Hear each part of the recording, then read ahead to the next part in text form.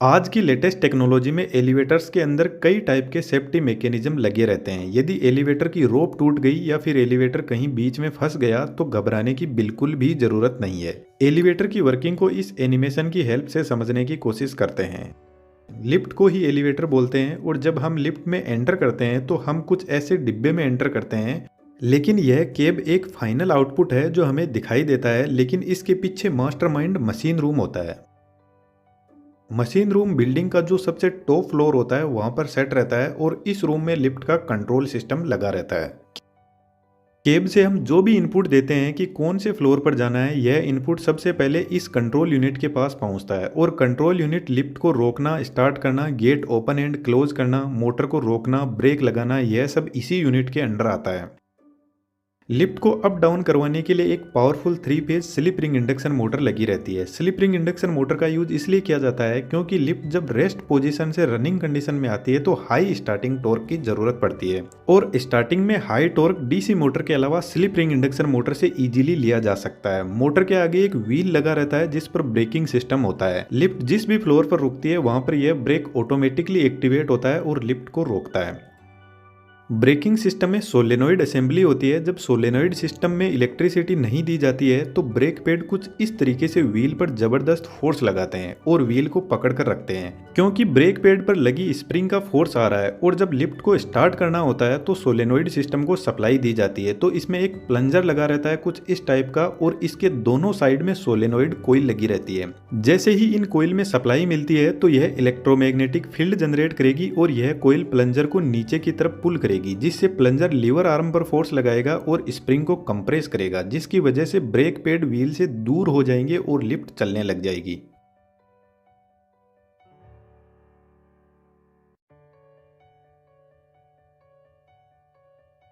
इस breaking mechanism के आगे वोम गियर का सेटअप लगा रहता है। वोम गियर हाई टॉर्क जनरेट करने के लिए काम में लिया जाता है। यहाँ पर जो नीचे की तरफ गियर लगा है जो मोटर की शाफ्ट से डायरेक्ट कनेक्टेड है उसको वोम बोलते हैं और इसके ऊपर राउंड गियर लगा रहता है। इस गियर की कुछ खास बात है। एक तो यह वोम और राउंड गियर दोनों का रोटेशनल एक्सिस एक दूसरे के परपेंडिकुलर है। दूसरी सबसे इंपॉर्टेंट बात, सिर्फ वोम गियर ही राउंड गियर को रोटेट करवा सकता है, लेकिन राउंड गियर वापस वोम को रोटेट नहीं करवा सकता। इसका फायदा यह होता है कि यदि मोटर और ब्रेक फेल भी हो गए तो ऐसा नहीं है कि लिफ्ट फ्रीली हाई स्पीड में नीचे की तरफ जाएगी।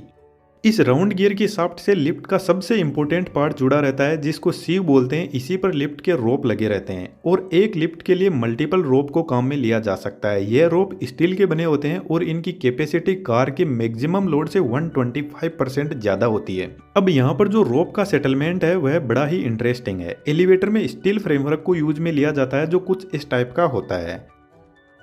इस स्ट्रक्चर में यहाँ पर जितनी भी रोप है उनको परमानेंटली सेट कर दिया जाता है। उसके बाद में यहाँ से रोप जाती है काउंटर वेट के पास में। काउंटर वेट के ऊपर एक पुली लगी रहती है जो फ्रीली रोटेट करती है। इसको किसी भी मोटर से डायरेक्ट पावर नहीं मिलती है। अब इस काउंटर वेट का क्या फंक्शन है इसको थोड़ा सा आगे समझते हैं। काउंटर वेट से आगे रोप जाती है वापस ऊपर की तरफ सीव के पास में और इस पुली को आपको पता है मोटर से पावर मिलती है और यहाँ से रोप वापस नीचे की तरफ केब के पास में जाती है और केब के ऊपर भी दो पुली लगी रहती है जो फ्रीली रोटेट करती है और केब से होते हुए रोप को वापस ऊपर की तरफ जो लिफ्ट का स्ट्रक्चर है उससे टाइट कर दिया जाता है।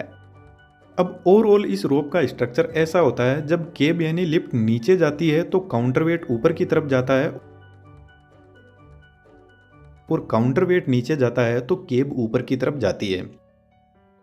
दोस्तों, एनिमेशन से चीज़ें सीखना बहुत आसान होता है, इसलिए आज के टाइम में यह स्किल ज़बरदस्त तहलका मचा रही है। आप भी इस 3D एनिमेशन के कंप्लीट कोर्स को सीख सकते हो और इसको आपको ज़्यादा टाइम नहीं देना है, बस कंटिन्यू डेली रेगुलर बेसिस पर प्रैक्टिस करनी है और कुछ टाइम के बाद में आप भी इसके मास्टर हो जाओगे और आप अपने खुद का अच्छा इनकम का सोर्स जनरेट कर पाओगे। वेबसाइट का लिंक डिस्क्रिप्शन में दिया हुआ है। कोर्स से रिलेटेड हमारी तरफ से आपको any time anywhere full support रहेगा। तो स्वागत है आपका हमारी 3D कम्युनिटी में। Now back to the point. Counter weight basically system को बैलेंस करने के लिए होता है ताकि मोटर ओवरलोड कंडीशन में काम ना करे, लेकिन असल में यह एकदम बैलेंस कंडीशन में नहीं हो पाता है। मानकर चलते हैं इस कार का वजन 500 केजी है और 500 केजी का हम साइड में काउंटर वेट लगा देते हैं तो सिस्टम बैलेंस हो जाएगा। लेकिन जैसे ही लिफ्ट में 2 आदमी बैठेंगे तो यह फिर से अनबैलेंस हो जाएगा। तो हमारे पास में एक तरीका तो है इसके अंदर वेट रखा जाए बैलेंस करने के लिए, लेकिन चलती लिफ्ट में यह कर पाना पॉसिबल नहीं है। इसलिए मानकर चलते हैं केब का वेट 500 केजी है और इसकी लोडिंग कैपेसिटी 1000 केजी है। तो काउंटर वेट साइड में रखा जाएगा, कार का weight plus half of total capacity होता है, यानी साइड में काउंटर वेट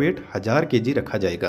अब यदि लिफ्ट खाली है तो काउंटर वेट 500 केजी ज्यादा है और लिफ्ट फुल होगी तो 500 केजी कम हो जाएगा। इसका मतलब है लिफ्ट हमेशा अनबैलेंस ही रहती है। फिर भी काउंटर वेट को लगाया जाता है क्योंकि लिफ्ट ना ही तो हमेशा खाली रहती है और ना ही हमेशा फुल रहती है। तो मैक्सिमम टाइम लिफ्ट बैलेंस रह सके और मोटर को अननेसेसरी लोडिंग से बचाया जा सके, इसलिए काउंटर वेट लगाया जाता है।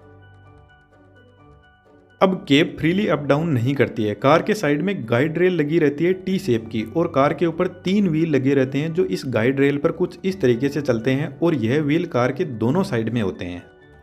सेम ऐसे व्हील काउंटर वेट के लिए भी लगे रहते हैं गाइड करने के लिए। अब एक वर्स्ट कंडीशन लेकर चलते हैं जिसमें यदि सारे रोप टूट जाएं तो क्या होगा। जनरली ऐसा होता नहीं है, बट हमें इसकी सेफ्टी भी चेक करनी है। जो मशीन रूम होता है उसमें एक अलग व्हील लगा रहता है। यह व्हील सेफ्टी के लिए होता है जिसको गवर्निंग सिस्टम बोलते हैं। यह व्हील लिफ्ट की मोटर ब्रेकिंग सिस्टम इन सबसे एकदम अलग होता है। इसको ना कोई इलेक्ट्रिसिटी की जरूरत होती है। यह लिफ्ट का एकदम सेपरेट सिक्योरिटी का सिस्टम होता है। इस व्हील के ऊपर भी एक रोप लगी रहती है जो कार से जुड़ी होती है और नीचे एक टेंशनाइज व्हील से होते हुए वापस इस गवर्निंग व्हील के पास में पहुंचती है।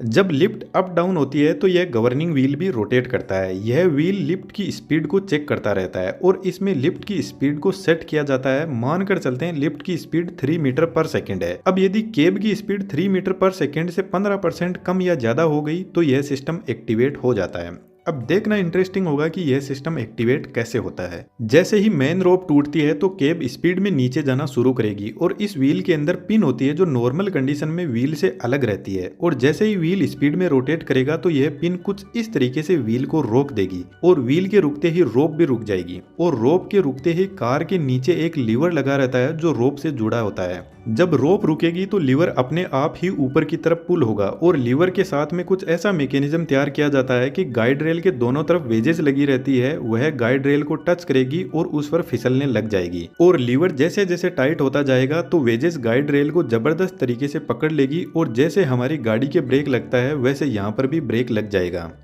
अब मेन रोप के टूटते ही लिफ्ट बहुत नीचे नहीं जाएगी, सिर्फ कुछ ही फीट नीचे की तरफ जाएगी और ब्रेक लग जाएंगे और लिफ्ट में बैठे हुए लोगों को हल्का सा एक झटका महसूस होगा। मानकर चलते हैं इससे भी खराब कंडीशन, यदि यह ब्रेक भी फेल हो गए तो क्या होगा। जब केब नीचे ग्राउंड से टकराने वाली होती है तो वहां पर हाइड्रोलिक बफर लगे रहते हैं जो एक स्प्रिंग की तरह काम करते हैं।